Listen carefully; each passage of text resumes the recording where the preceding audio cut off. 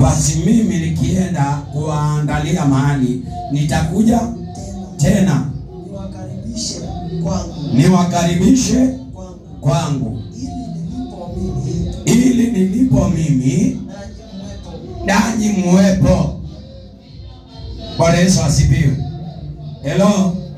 Yesu akitoka katika dunia hii alitaka kuambia kanisa anaenda kufanya kazi gani. Haleluya. Na akataka kuwafunulia mwanzo na mwisho. Naenda kufanya kazi gani? Na nikimaliza nitatenda nini ama nitafanya nini? Bwana Yesu asifiwe. Na wacha nikuambie wapendwa, kama kuna ujumbe Yesu ameshuka, kama kuna ujumbe Yesu ameongea, kama kuna ujumbe nimeona Kristo, ni upendo. Na hiyo ndio makao Yesu Kristo alisema anaenda kuandaa. Manake pale ndio tunaonyeshwa walio kwake na wasio kwake. Haleluya. Sasa anakuambia makao yangu niliyotengeneza ni hii, na nisio yatengeneza ni hii. Bwana Yesu asifiwe. That's why nimewaambia ni lazima mchungaji, ni lazima tuonyeshe njia ngapi. Kazi yako ni kuchagua, si mimi nikuchagulie. Haleluya. Ndio maana wiki hii Mungu amenipa ufunuo. Sababu gani? Mungu aondoi mwovu katikati yetu. Maana anahitaji ufalme wa giza na ufalme wa giza na ufalme wa mwangaza. Bwana Yesu asifiwe. Tukaweze kusiona sikiwa mbili. Unapoona mwangaza na giza, ujue ni wapi unaenda. Baada ya ule ufunuo ama ile funzo Roho Mtakatifu amekupea. Haleluya. Bwana Yesu asifiwe. Kwa hivyo nataka uelewe, itakuwa kilio sana na mahangaiko mwana reality akikosa mimi. Manake Yesu alienda kutengeneza makao na baadaye ametukujia. Haleluya. Bwana Yesu asifiwe. Basi nataka kuleta ujumbe huu ambaye ni ujumbe tulijifunza, lakini ninasikia ni vizuri sana tukaweze kuuona tena. Haleluya. Tukaweze kuuona tena, ambaye inasema faida ya mwili kuteseka. Faida yangu na wewe kuteseka ni ipi? Ambaye waliokuwa lasikia ama lasia habari wangu, ujumbe huo waliusikia, lakini Bwana anataka kuurudia kupitia Roho wake tukaweze kuelewa. Ninapoteseka, ninapopitia magumu, ninapopitia mateso, ninapopitia, that's why Daudi alisema nijapopita katika uvuli wa mauti sitafanya nini? Sitafanya nini? Sitaogopa kamwe. Hello. Bwana Yesu asifiwe. Daudi alisema Bwana ndiye mchungaji wangu, sitapungukiwa na chochote.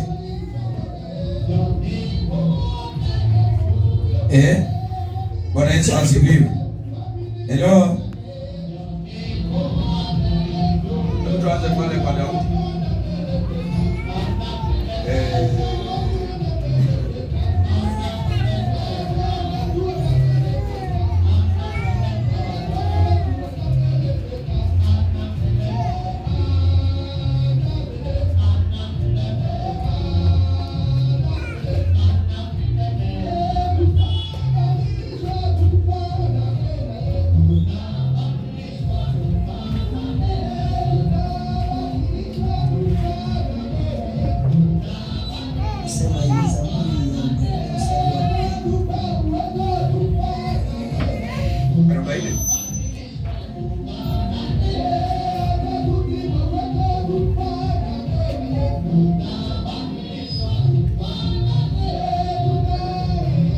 23. Ama hiyo ilikuwa inasema aje? Soma 40. 23. Nasema hivi. Bwana ndiye mchungaji wangu. Bwana ndiye mchungaji wangu. Sitapungukiwa na kitu. Katika malisho ya majani mabichi kando ya maji ya utulivu uniongoza. Kulisha nafsi yangu na kuniongoza. Katika njia za haki kwa ajili ya jina lake. Na nijapopita kati ya bonde la uvuli wa mauti, sitaogopa mabaya. Verse 4, nijapopita kati ya uvuli wa mauti, sitaogopa mabaya. Wewe uko pamoja nami. Gogo lako na fimbo lako vyanifariji yale mateso. Bwana mesa mbele yangu. Unasikia? Gogo la Bwana na fimbo ya Bwana yafanya nini? Yamfariji. Yaani huyu jamaa anafarijika. Hello? Wakati fimbo ya Bwana inapiga. Bwana Yesu asifiwe. Hello? Basi kama Daudi anatuonyesha, hebu tuende verse John chapter 4 verse 1 to 2. Daudi ametuambia fimbo ya Bwana na mapito yake yamfariji. Hello? Bwana Yesu asifiwe. Lakini wewe uliambiwa kataa mapito, na mimi nimeambiwa kataa mapito. Je, ulikuwa mpiga Kristo? Yesu aliongea vizuri, Paulo aliongea vizuri akasema, na manabii wa uongo dakika za mwisho watakuwa wengi, watajaa. Bwana Yesu asifiwe. Sasa nataka tuangalie verse Petro ama Petero wa kwanza, waraka wa kwanza wa Petero kifungu cha 4 mstari wa kwanza na wa pili. Tuelewe faida ya mwili kuteseka. Unajua hizi message ambayo watu hawatakaji.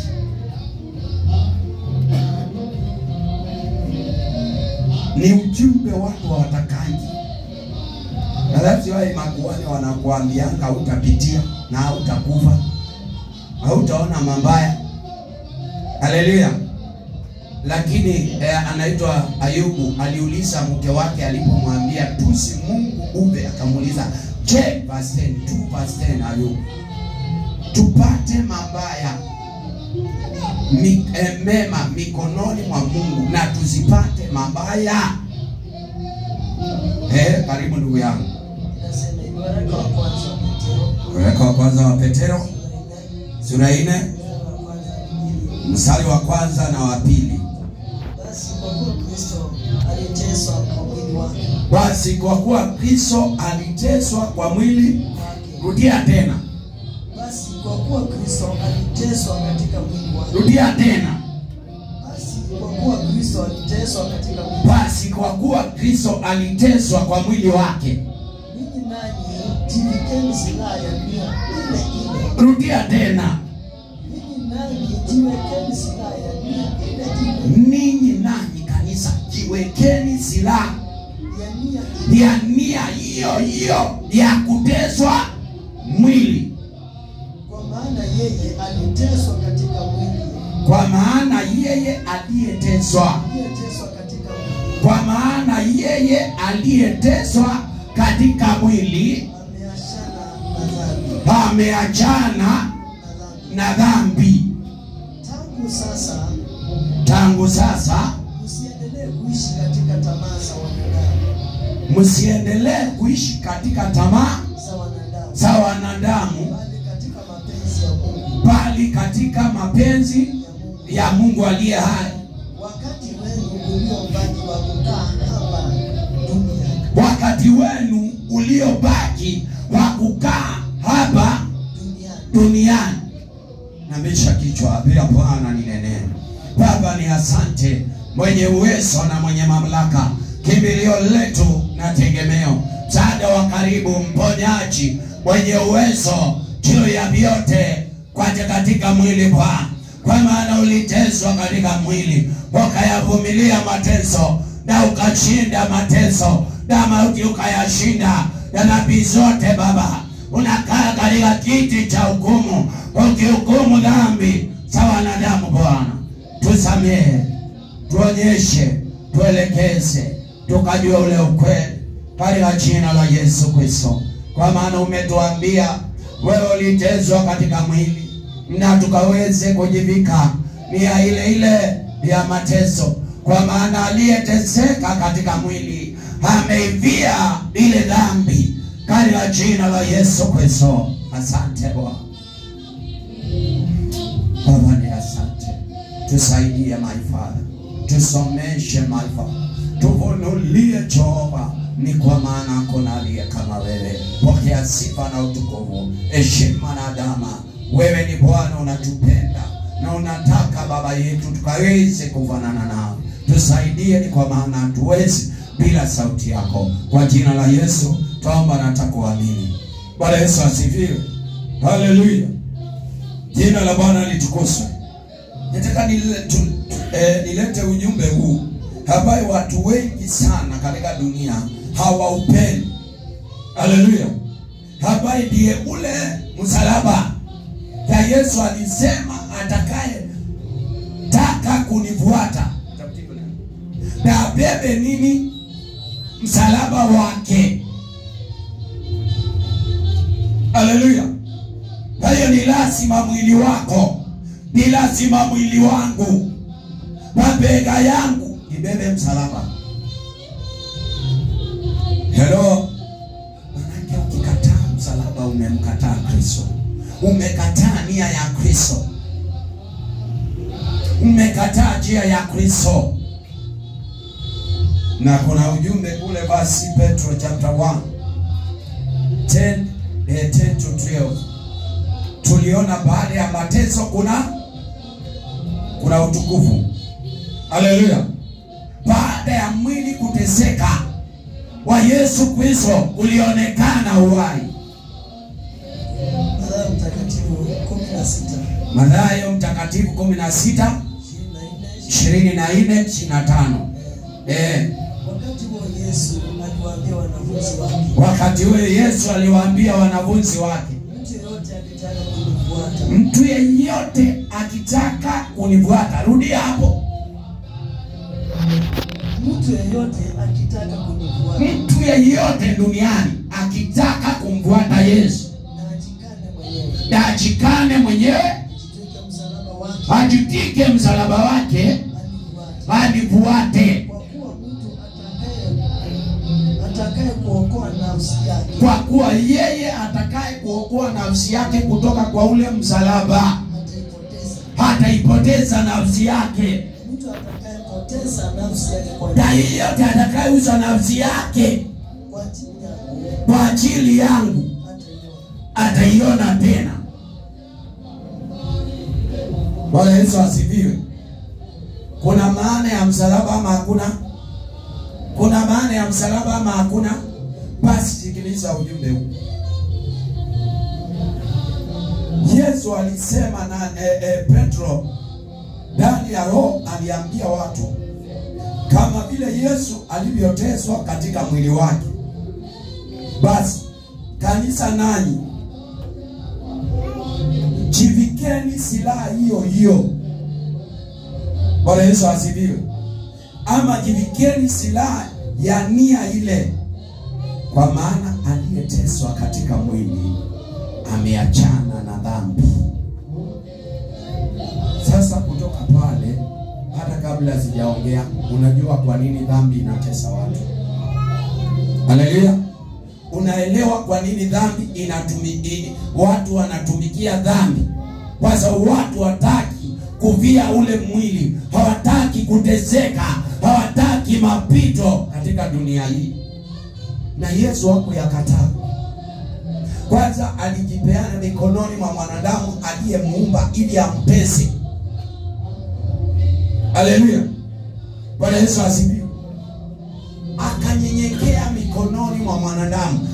aliye na uwezo atakaye mkomboa huyo mwanadamu alijitia mikononi mwake ndani ya mwili amtese. Bwana Yesu asifiwe. Haleluya. Na sasa wewe na mimi pasa tunasema tumekataa haya. Tunasema tumekataa mapito. Haleluya. Bwana Yesu asifiwe. Tumekataa aibu. Niondolee hii aibu. Niondolee hii kikombe. Na Yesu alisema si kwa mapenzi yangu mimi. Haleluya. Bwana Yesu asifiwe. Kwa hivyo wacha nikwambie ndugu yangu, kuna dhambi inakusumbua. Kuna dhambi inakubebanga. Kuna dhambi inakuwekanga kwa mabega, ni kwa kuwa hutaki kuteseka. Mama, ukiona mambo imekuwa imechacha, unaanza kunungunikia mzee. Mzee, ukiona mambo imechacha, unaanza kuambia Mungu, Baba, tangu nioe huyu mke maisha yangu imeharibika. Nikasikia ndugu mwingine akisema kuna mahali unaweza oa, kuna boma unaweza oa, ulikuwa na mali iharibike. Bwana Yesu asifiwe. Ulikuwa umeokoka uanguke. Bwana Yesu asifiwe. Shida si huyo mke na sio huyo ndugu. Shida si huyo, ni kwa kuwa watu hawataki kubeba msalaba. Haleluya. Kwa hivyo mimi nimekuja kukuambia, unapopitia katika uvuli wa mauti kama Daudi, usiogope. Ninapopitia katika uvuli wa mauti, nisifanye nini? Usiogope. Bwana Yesu asifiwe. Kwa sababu ule moto, na Yesu akasema, Paulo ndiye alisema, akasema ili dhahabu iwe dhahabu ni lazima ipitie. Nipe hiyo verse my brother. Napendanga sana hiyo iko ni hapa Petro kweli. Bwana Yesu asifiwe. Jina la Bwana litukuzwe. Kwa hivyo kama hautakubali kupitia kwa mateso, kama hautakubali kupitia kwa aibu, Yesu alitolewa hata nguo. Bwana Yesu asifiwe. Hello. Hiyo dhambi inakusumbua itakufa. Hiyo tamaa ya mwili, hiyo haitakufa. Na utaiacha kusumbua mzee. Wewe unaona mimi sijashukwa kila saa wewe, kwani wewe ni mwanaume kisuruali? Wewe ni longi tu. Hello. Bwana Yesu asifiwe. Kwani ukitembea bila kushukwa mwezi mzima utakuwa si wewe tena? Bwana Yesu asifiwe. Soma my brother. Sasa Marko wa kwanza Petro. Tuna kwanza mstari wa 7. Kweli? Ili kwamba mtajua kwa imani yenu. Ambayo ina thamani kuu kuliko dhahabu. Ipoteayo, ijapokuwa hiyo kujaribiwa kwa moto, kuonekane kuwa kwenye sifa na utukufu na heshima katika kufunuliwa kwake Yesu Kristo. Hebu rudia tena. Petro wa kwanza sura ya kwanza mstari wa 7. Ili kwamba kujaribiwa kwa imani yenu. Ili kwamba kujaribiwa kwa imani yenu, ambayo ina dhamani kuu kuliko dhahabu. Ambayo ina dhamana kuu kuliko dhahabu ipoteayo. Ijapokuwa hiyo hujaribiwa kwa moto. Kuonekane kuwa kwenye sifa na utukufu. Na heshima. Katika kufunuliwa kwake Yesu Kristo. Bwana Yesu asifiwe. Jina la Bwana litukuzwe. Kwa hivyo unapoteseka ama kuteseka ni kule kuokoka ndani ya roho, mapito. Bwana Yesu asifiwe. Ni lazima upitie katika moto ili ushinde jaribu fulani. Hallelujah. That means tunapokataa kuteseka kwa dunia hii, katika dunia hii, dhambi ya dunia hii, manake tunapokataa tumeanguka mtihani. Hallelujah. Bwana Yesu asifiwe. Ile teso ni jaribu. Ile teso ni mtihani. Hallelujah. Bwana Yesu asifiwe. Na ule mtihani uko na asesa ambaye ndiye Roho wa Mungu. Hallelujah. Alafu sasa unakataa ule mtihani, unaambia mwalimu, huu mtihani sivani. Bwana Yesu asifiwe. Na ile teso ilikuwa inakuja kuwa nafsi ya mwili. Hallelujah. Kwa hiyo ile jaribu ilikuwa imetumwa, ama ule malaika alikuwa ametumwa kuwa hiyo nafsi inaokusumbua, inaokusukuma kwa dhambi, inaokusukuma kwa tamaa za dunia.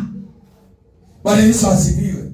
Sasa unapokataa ile jaribu, unapokataa yale mateso, Bwana Yesu asifiwe, sasa umekataa ule mtumwa wa Bwana ambaye ni Roho wa Bwana. Alikuwa amekuja kutesa hiyo roho ndani ya mwili. Haleluya. Na kwa sababu hiyo roho imebebwa na mwili, na bila wake ni mwili, ni lazima ule mwili uve. Hiyo nafsi ya tamaa za mwili ni lazima ive, na Yesu kufa bure. Haleluya. Ni lazima upitie. Jina la Bwana litukuzwe. Haleluya. Yesu ili ashinde dhambi zote na ulimwengu, alikubali kufia mwili wa dunia hii, damu na nyama. Haleluya. Bwana Yesu asifiwe. Ili abaki na roho. Na kama hatutaki kupitia ule roho, hatutamuona. Manake ule roho anakuja kuwa nafsi. Wewe unapendanga sana,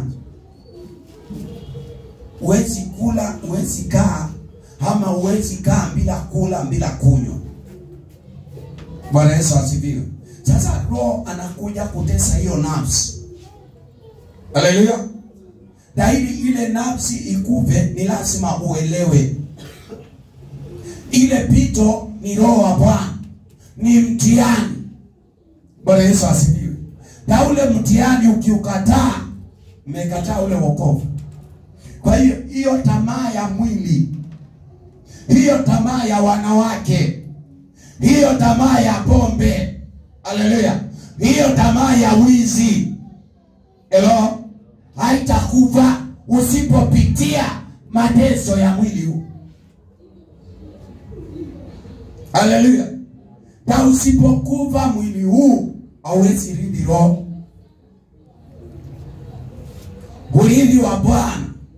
Na ndio maana watu wengi hawana roho wa Mungu. Haleluya. Wanaongeleshwa na mapepo za kwao, na uchawi wa kwao, anakuambia naona roho amesema. Roho yupi yule? Na unaniambia nikatae mapito. Je, ungelijua ya kwamba mapito yako na maana, mateso yana maana, ungenionyesha mateso faida yake. Lakini kwa sababu hujui mateso yaleta nini, manake bila kupitia, mwanadamu hawezi kuokolewa na mwili. Mwili utakufunga na roho atatawala. Mwili ukikufunga ni kifungo cha kukupeleka katika dhambi. Haleluya. Mwili akiva ni ukombozi kwa mwanadamu toka katika dhambi ya dunia hii. Haleluya. Kwa hiyo deliverance ya dhambi ndani ya maisha ya mwanadamu ni kupitia wokovu ndani ya roho na ndani ya kweli. No wonder Yohana alisema anayekuja nyuma yangu atawabatiza ndani ya roho na ndani ya kweli, ndani ya moto. katika roho na katika moto. Ule roho ni roho ya Bwana, ule moto ni mapito. Haleluya.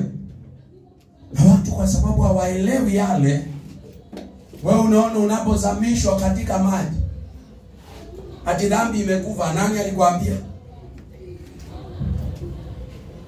Alisema mimi nawabatiza kwa maji, anayekuja baada ya mwili.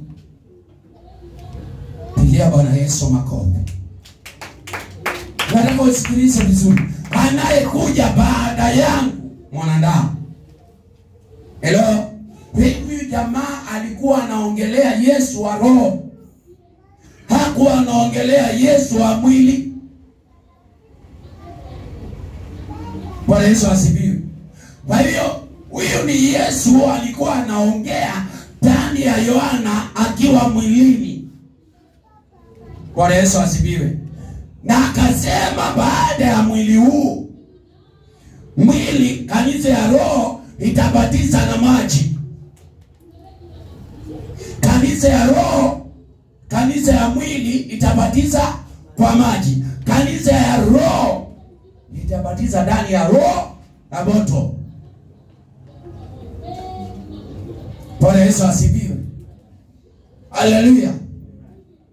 Na watu wakakosa kuelewa batizo na dispensation. Haleluya. Leo hii tunafanya yale yaliyofanywa na Yohana, ama siye? Hello. Halafu naambiwa unapozamishwa kwa maji umesamehewa dhambi. Acha nikwambie, ukubali ukatae kuzamishwa kwa maji haiwezi ondoa usherati ulio ndani yako. Haiwezi. Haiwezi. Ni lazima uwe mwili. Bwana Yesu asifiwe. Kupitia mateso ya dunia hii, ke mateso yanacho unayashinda ndani ya roho. Bwana Yesu asifiwe.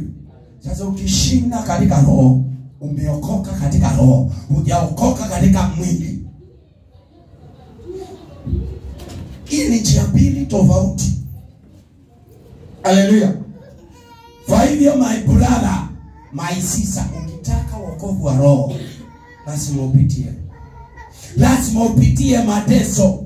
Na pasa akuonyeshe na akuombee kuvumilia yale mateso. Si akwambie kuja toa sadaka nikuharibie haya. Huyo ni mchawi.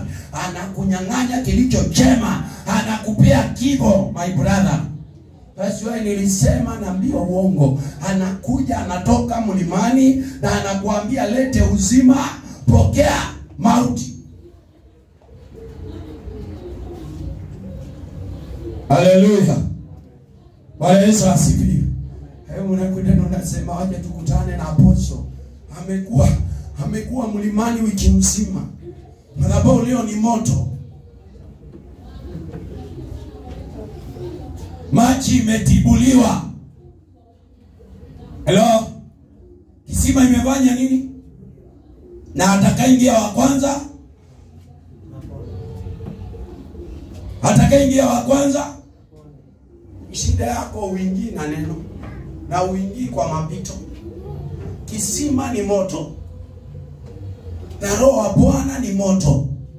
Na ukitaka kukombolewa na roho kutoka kwa dhambi na vifungo vya dunia, kubali mioto ya dunia.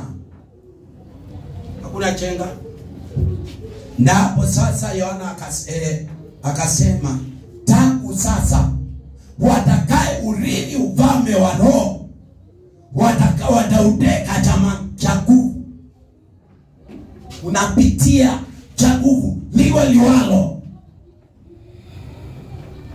Na yeye anakuambia Yesu, mimi natengeneza njia pasipo njia. Hapo ndio kuna njia.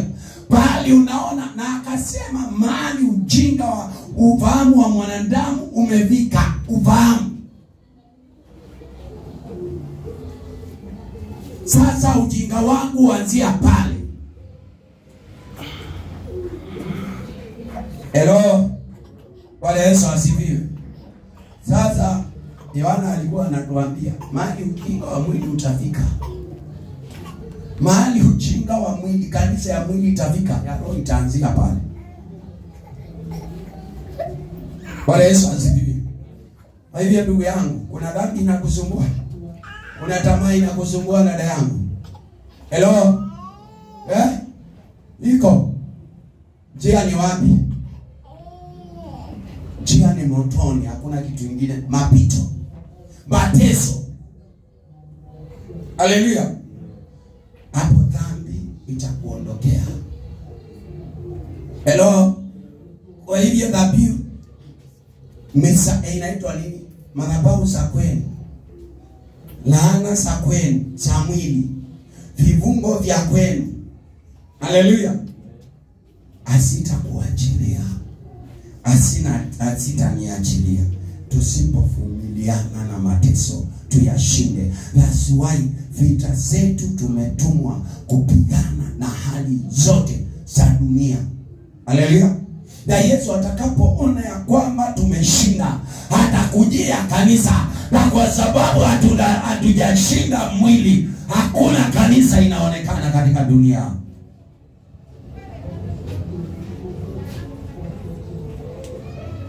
Bwana Yesu asifiwe. Sasa Yesu atakujia kanisa hata ijashinda hata dhambi moja. Kanisa inakutangazia laana za kweli, bado ziko ndani yako. Alafu ukifa uniambie utaenda kwa Yesu. Roho anaenda na mtu amejangamanikana na dhambi. Hakuna. Hello.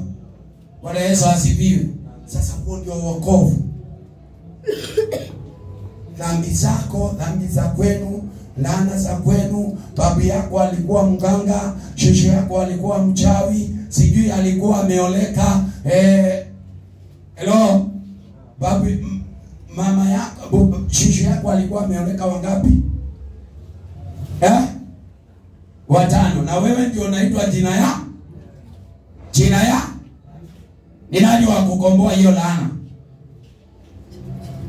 Mateso. Ndani ya Yesu unavumilia. Naambia Yesu ni wewe. Lazima niliwaambia uzuri wa kuomba kila saa, wakati wa mateso na wakati wa furaha. Yesu anakujanga, anaona kuna laana inasumbua huyu mtoto, akiwa katika ile teso. Bwana Yesu asifiwe. Anakomboa huyu mtu. Lakini usipopitia, ni nani atachoma hiyo laana iliyo katika damu, iliyo katika mifupa yako, iliyo katika joint yako? Bwana Yesu asifiwe. Hello. Kwa hiyo dhambi za kwenu, atakaye kukomboa kwazo tano ni mateso ya dunia. Haleluya. Bwana Yesu asifiwe. Maana hizo majira ndio ukombozi. Na ndio maana unapata siku hizi kuna mateso mengi katika dunia. Huo ndio ukombozi, huo ndio ubatizo wa roho na kweli. Haleluya. Bwana Yesu asifiwe. Hello. Wazi, unajua hiyo dhambi inakusumbua? Si unajua? Si unajua hiyo dhambi inakubebanga? Hello. Hadi unataka kuniambia hakuna?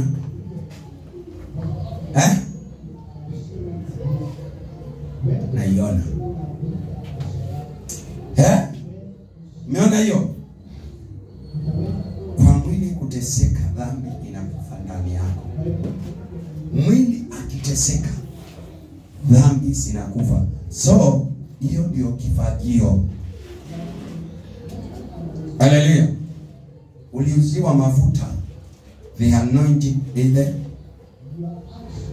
Inaitwa tree. Kwa kizungu inaitwa aje? Mateso, tribulation. Bwana Yesu asifiwe. Bwana Yesu asifiwe. Kwa hiyo hiyo maji, hiyo mafuta ulibeba ukaweka kwa karai, ukapangusa nyumba ati unaosha madhabahu za kwenu, eti unaosha laana za kwenu. My brother, my sister, ulikuwa umepotea njia. Hello? Ulikuwa umefanya na ulifanya hivyo? Wewe si ulifanya? Kama ulifanya inua mikono.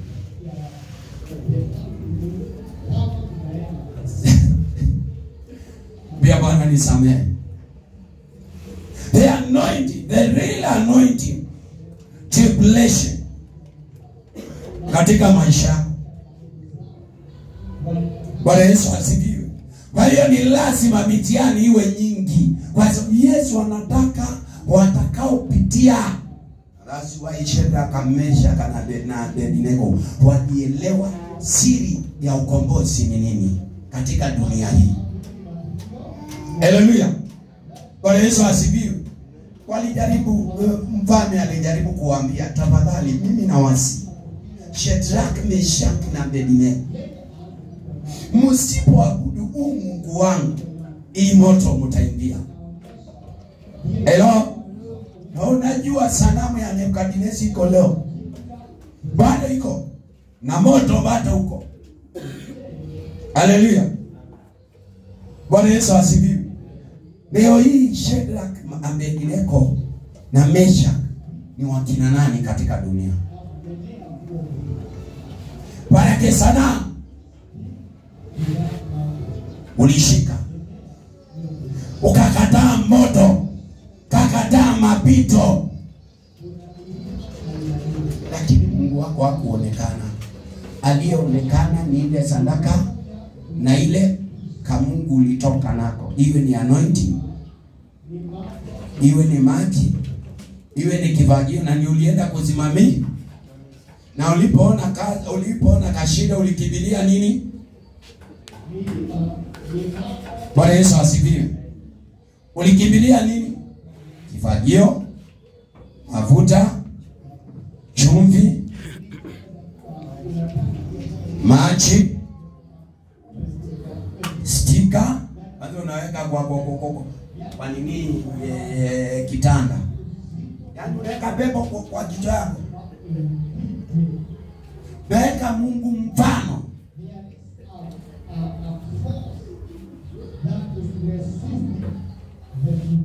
Na tunapokutana unasema nimeokoka. Wewe ni moto. Kumbe ulipoa miaka 2025 iliyopita,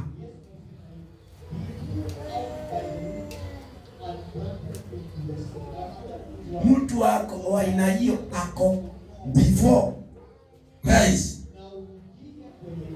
Haleluya. Baraka Yesu alikufa baada ya miaka 2000 iliyopita. Sasa wewe unaoguza hizo vitu uko PC.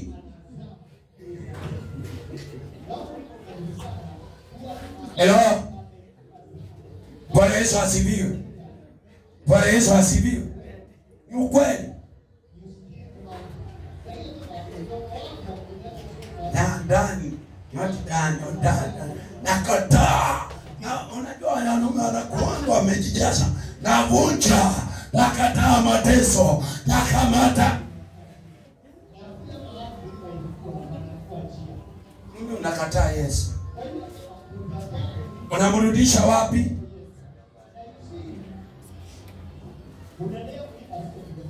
Vidonda basi wewe tunaambiwa bado kidonda ya Yesu. Bado kidonda ni bichi. Hatuelewi tunayofanya.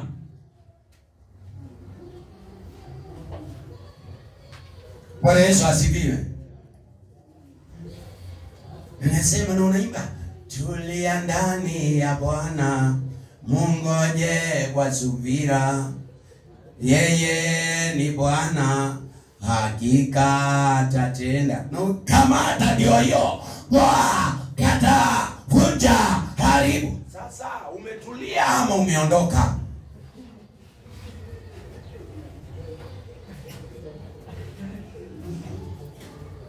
Actually, mimi nawaambiaga Yesu akiwa mbinguni, Mungu akiwa mbinguni, anaonanga wazimu zimejaa duniani.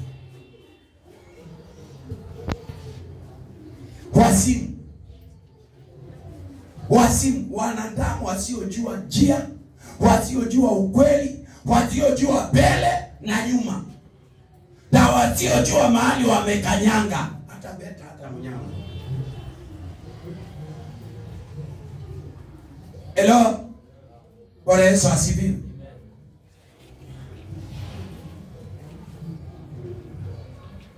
Hili nasema ng'ombe na punda wanajua kwa baba yao ama kwa bwana wao, lakini wana wa Israeli